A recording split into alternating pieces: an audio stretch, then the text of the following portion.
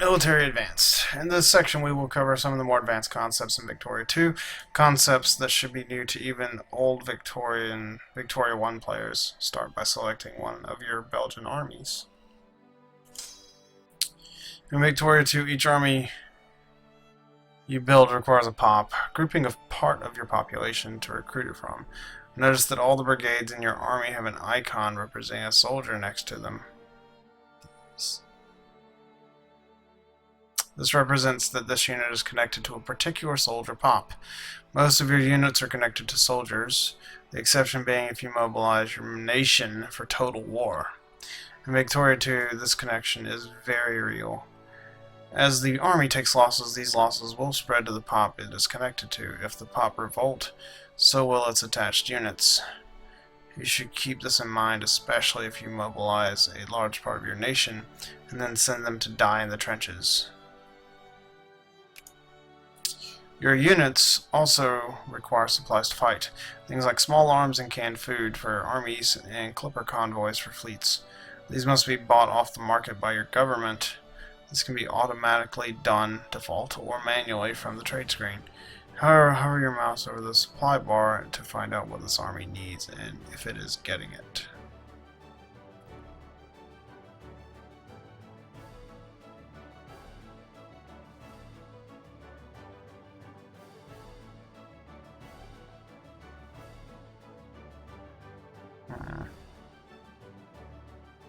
Where's the supply bar? Okay, received 93% needed in the last day. That's not too bad. As we said before, should a pop with soldiers attached to it rebel, the brigades will rebel with it. If a brigade has a rebel faction icon next to its population icon, this means that its pop is a member of a faction. It is very dangerous. One way to check the status of this pop and what its issues are is to click the pop icon in the unit view to open the population view. For now, just click next.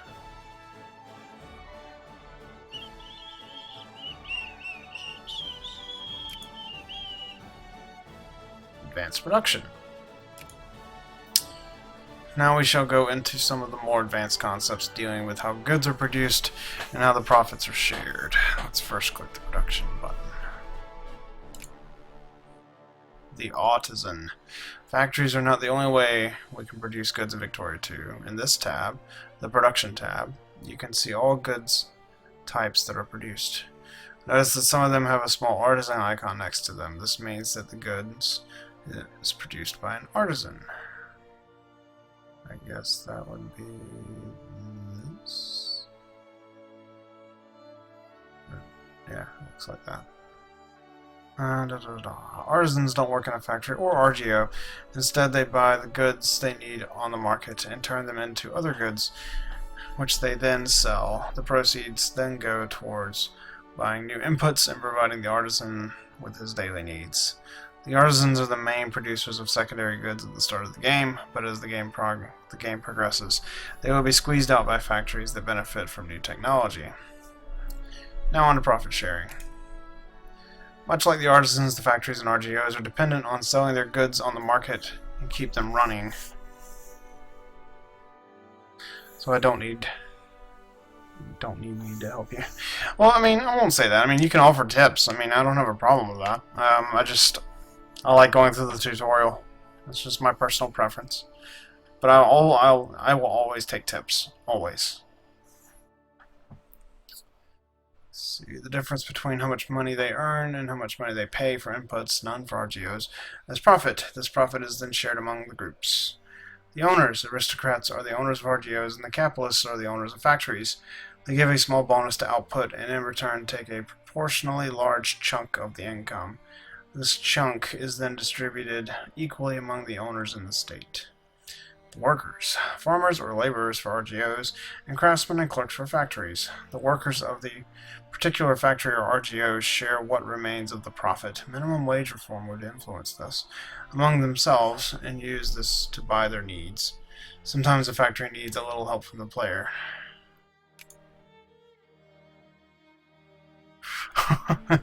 Yeah, I hear you. I mean, it's never, I mean, sometimes you just kind of want to hang back and watch. Factory subsidies. A factory might be showing a loss, but you may still want to keep it open. You can do this either by either to keep up production of important strategic materials, or just as a way to keep the workers happy. The money needed to keep the factory from making a loss is deducted from your treasury. Start subsidizing your cloth factory by checking its subsidies checkbox. Now to advanced budget.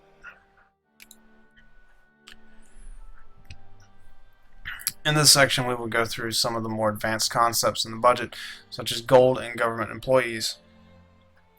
Let's open the budget view. Government expenses, livelihood of the bureaucracy. Most of the expense sliders are used to pay various employees of your state.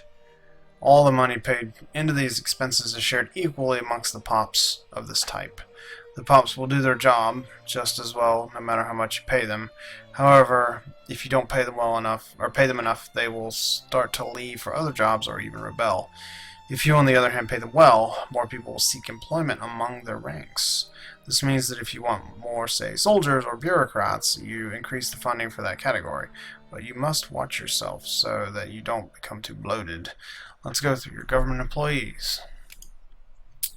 Education. Our education budget pays the clergy, representing the educators. They both teach your population to read as well as teach them the way of politics. Reducing consciousness. Having clergy present in a province will cause the local pops to have a reduced consciousness gain. This effect is higher on the poor strata pops. Increasing literacy. Having clergy present in a province will cause literacy to increase in a province. When the clergy reaches 49% of the population, more clergy will not make any difference.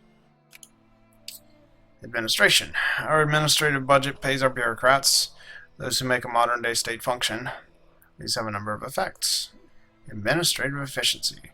Your national administrative efficiency affects how effective your tariffs are and how effective your social reforms are. What decides this efficiency is your technology and the percentage of your population that are bureaucrats. The number of bureaucrats you need for maximum efficiency is increased for each social reform you pass. The more social reforms there are to administer, the more bureaucrats you need. To check out how many bureaucrats you need, hover your mouse over the bureaucrat percentage. I need... How many bureaucrats do I need? Country administrative, 11.5%.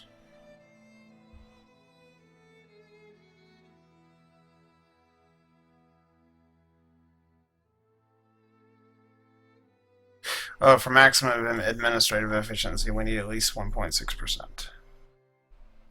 Yeah, okay.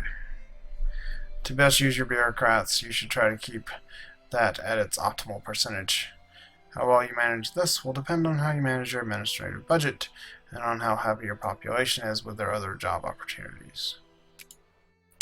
Social spending funds your reforms. This money is not paid to any state employees, but rather to the beneficiaries of particular reforms. Unemployment subsidiaries are paid to unemployed pops, while pensions are shared equally among all pops. You can see Belgium's costs are 0 since we do not have any of these reforms. Next. Gold. Precious metals are a special kind of trade good in the way they are not sold on the world market but directly converted to money and given to both their employees and the nation that controls the mine. Note that this is the only way money will ever enter the Victoria II economy, and if global production does not increase, this will have an inflationary effect. Let's investigate the loan system deeper.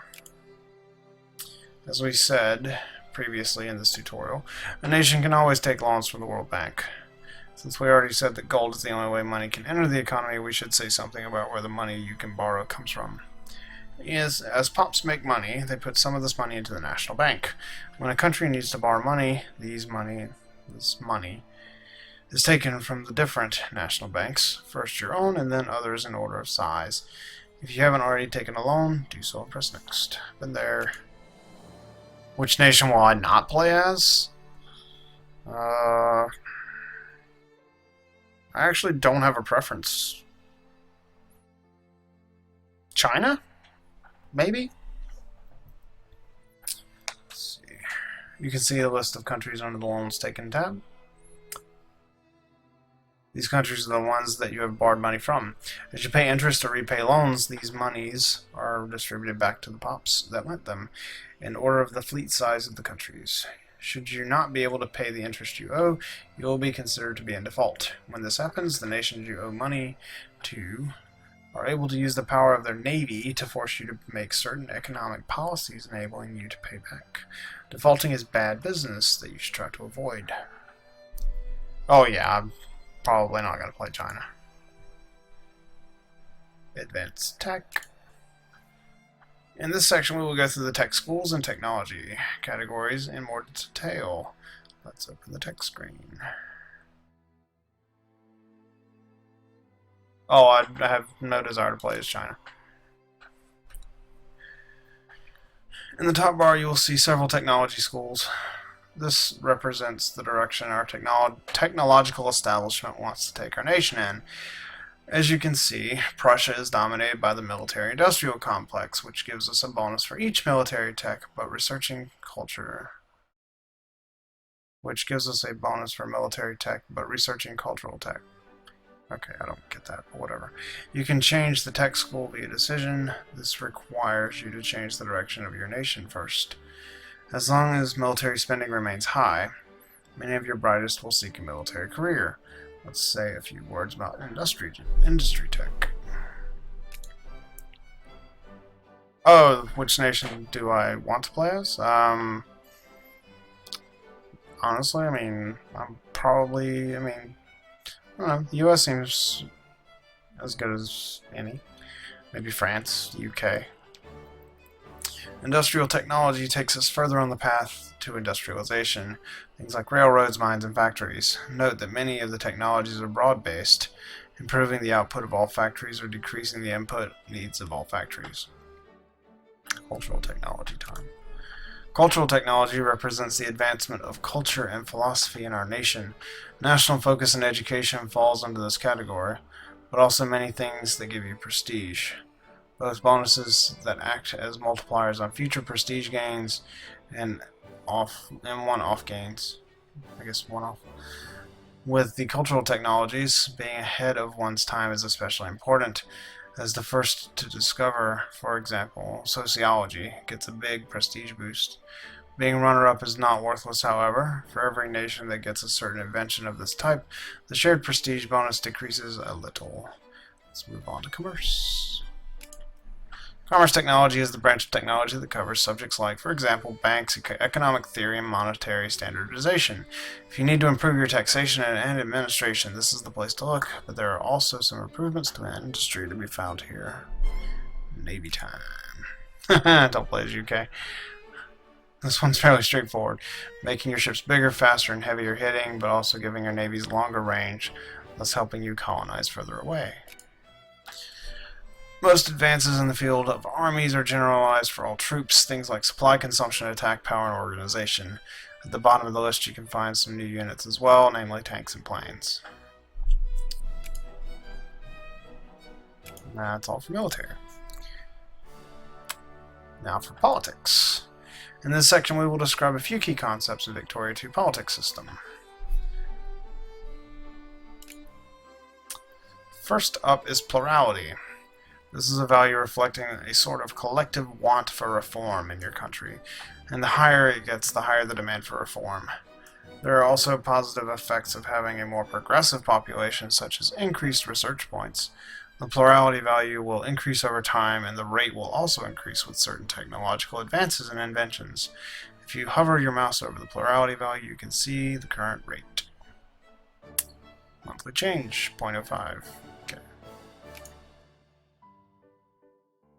Revanchism, whatever that is a value that represents anger in your population over perceived injustices at the hands of foreign nations. If you lose core territory, revanchism will increase, for example, and do so till you reconquer the land or enough time passes for your people to forget. If revanchism gets high enough, this will drive your people towards jingoism and fascism. The upper house. The limiting factor in making new reforms in Victoria II is the upper house. basically the Senate. The Senate in the U.S. Depending on which parties sit in the upper house, you may or may not do social and or political reforms. Different parties have different attitudes to reforms. Fascists, for example, will not support any reforms if the ruling party is not fascist, while the conservatives would only consider reform if militancy in the country was extremely high. To the left, you can see how the current upper house of Belgium feels about reform and which ideologies are representative. 10% reactionary, 55% conservative, 35% liberal. Can't enact social reforms or political reforms. The composition of the upper house is decided based on the upper house political reform. Hover your mouse over the different options to get an idea on how your different parties feel about changing the current rules. 0% of the population want this reform.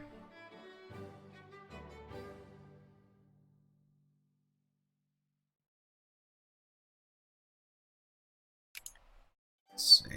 Paying for social reforms. We institute social reforms to appease our population and make their lives easier. There is, however, a cost. Most social reforms will increase your need for bureaucrats, with 2 exceptions. Unemployment subsidies and pensions are paid directly to POPs to cover their basic life needs. Pensions are paid to everyone, covering up to 20% of their life needs, and unemployment subsidies are paid to the unemployed POPs. People. In this segment, we will talk a little about the population movement, ideologies, and issues. All of your POPs support various ideologies and issues, something that will change over time. We can divide the factors that drive this into 2 categories. Current situation. How well is the POP doing at the moment? Is the POP unemployed? And then it will support unemployment subsidies and so on. POP type. Different kinds of POPs will tend toward different directions even in the same situation. Soldiers tend to be pro-military, capitalists tend to be liberal, and so on. These kinds of factors will work together and over time increase or decrease the POPs' support for different issues, and if enough POPs start swinging a certain way, you might have to react, either by giving them their wish, appeasing them some other way, or building a loyal military. If you hover your cursor over the pie chart next to each POP, you can see how and why their ideologies and issues move. Let's say something about demotion and promotion.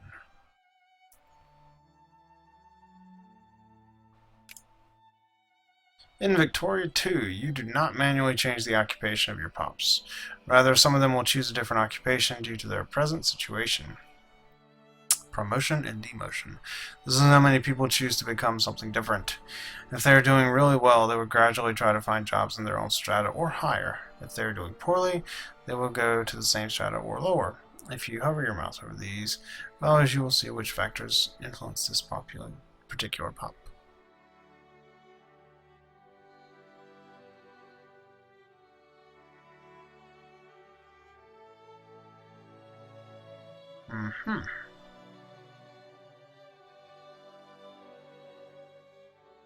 The new profession. Here you can see which professions this POP is contemplating and the scoring for each. Hover your mouse over them to get the details. Okay, that's what they wanted me to do. Okay, oops. Gradually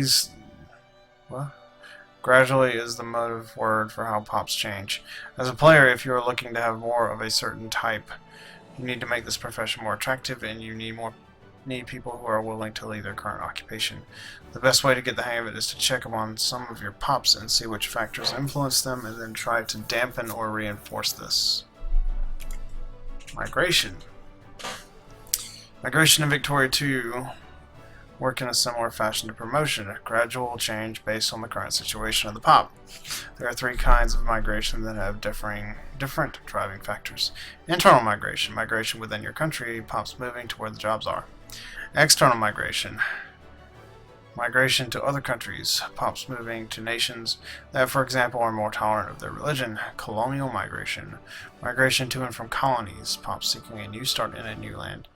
For what it's worth, internal migration is just running around. Like if I move from North Carolina back to South Carolina, that's internal migration.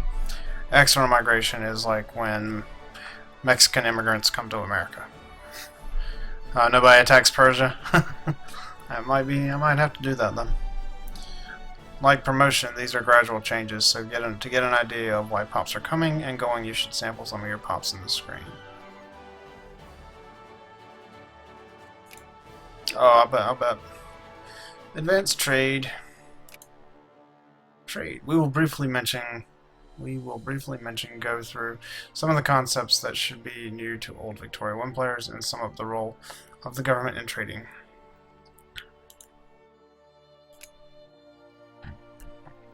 Supply, okay, government trading. In Victoria 2, all entities, such as factories and artisans, trade for themselves.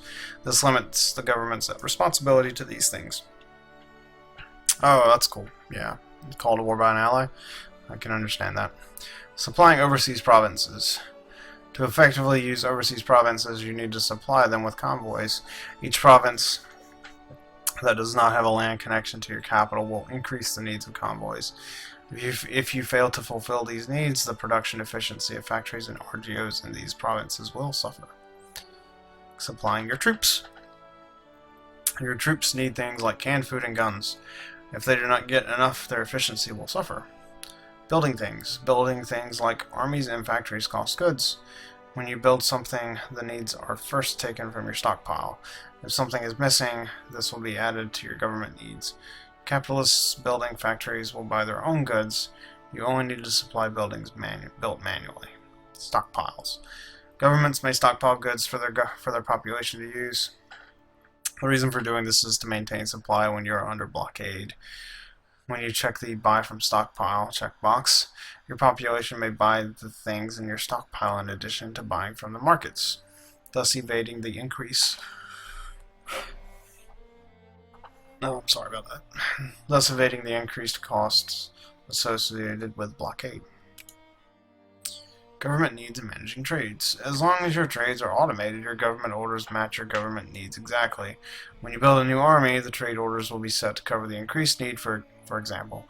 Sometimes, however, we might need to save money. In these cases, you can click any goods in the government needs column and then uncheck the automation for that goods. After doing so, you are free to set whichever trade you like. Finally, we sum up how trading and markets work. All goods that are produced in Victoria 2 are put up for sale on the market. That is seriously like the third time that they've said that. Common market. The first round of trading that takes place does so in the common market, the market of a country and the members of the same sphere of influence. All buyers in the market first attempts to buy from here. Export to the world market. Anything that is not sold on the common market is exported to the world market. On this market, countries and their citizens buy in the order of prestige. Thus, if a good is rare or prestige, it is very important. What is not sold on the world market is then lost, and producers only get paid for what they sold. Will I play as ISIS? Probably not tonight. I mean, I'm probably going to play as the US tonight. Whenever I finish this, I'm going to take a break, and then I'll probably start as the US again. In conclusion, two things are very important when trying to ensure a steady supply of goods to your nation and ensuring your people get paid. Have high prestige to get your people ahead of the queue, and make sure your common market is well stocked with the things needed to run your economy. Advanced diplomacy. In this section, we will say a few things about the specifics of war and peace, and what it means to be a great power. For this purpose, we have switched over to playing a more powerful country, Prussia. Let's move into the diplomatic interface. Great powers. Notice the 8 countries in the upper left corner. These are the great powers. You are one of them. Prussia, right here. Being a great power carries several advantages. You can make countries part of your sphere of influence, your minorities are happier, and you can build colonies. Losing your status will also greatly upset your people. Besides great powers, there are also other distinctions. Second-rank powers are able to build colonies. The uncivilized nations are not able to industrialize without first taking the decision to westernize. So how do you become a great power? Let's see. Gaining and losing. What decides if you become a great power is your score, the combined value of your prestige, military, and industrial might. As you can see, our scores put us in a good position to keep our place in the sun. Yeah. We're at 76. However, should you drop down in position, it's not too late, as you will get a warning in time and then try to fix the problem. One way to avert this disaster is, of course, war. Either a war to increase your own prestige, or to lower someone else's. Let's talk a bit about wars. Find France and declare war. Do this by clicking Declare War, selecting a war goal and clicking OK.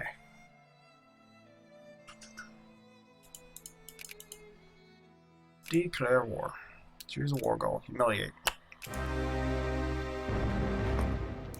In Victoria 2, you must set a war goal for any war you start. You can only select the war goals that you see on the right side of the war declaration pop-up. Be aware that these war goals are the only thing you can demand in peace. Click the Show Wars button to check out your war goals. Adding new war goals. You are not stuck with the war goals you set from the start. However, if your people are jingoistic and you have a high war score, the war is going well, you can add more goals on the screen. Be aware, though, that if you add war goals you cannot complete, your population will be angry and your militancy will increase. Let's click back. Spheres of influence. Spheres of influence represent a country being under the influence of a greater nation. Among the practical effects of this is that they are included in your common market, making spheres of influence an effective way of ensuring your economy is well supplied. Another important effect is when trying to unify a nation. You will need to have all the core provinces of that nation in your sphere. So how do you get countries into your sphere? Let's see. There are two important tools for gaining spheres of influence. Influence and cultural current opinion. Influence is gained over time and distributed to countries you have prioritized by increasing this bar. We want to not unify Germany, but Hanover is sitting in one of their cores. Find Hanover in the country list and increase the priority. Hanover. Increase priority. As you can see, the opinion of Hanover as of us is neutral. We need to get this up to friendly if we're going to get them into sphere. You can see that there is a diplomatic option called Increase Opinion. If you hover over it, I have 0 of the 50 needed. Hover over it, you can see we lack influence. As we set a high priority on Hanover, however, all we have to do is wait. If other nations start trying to influence Hanover, we are not powerless to stop this. You notice actions like the Expel Advisor, for example, that will let us hurt other nations' position.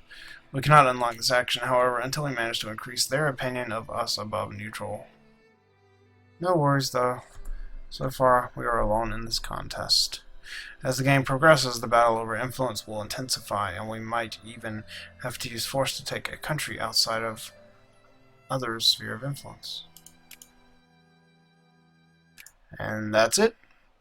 That is the end of the tutorial. So, what I'm going to do is I'm going to take a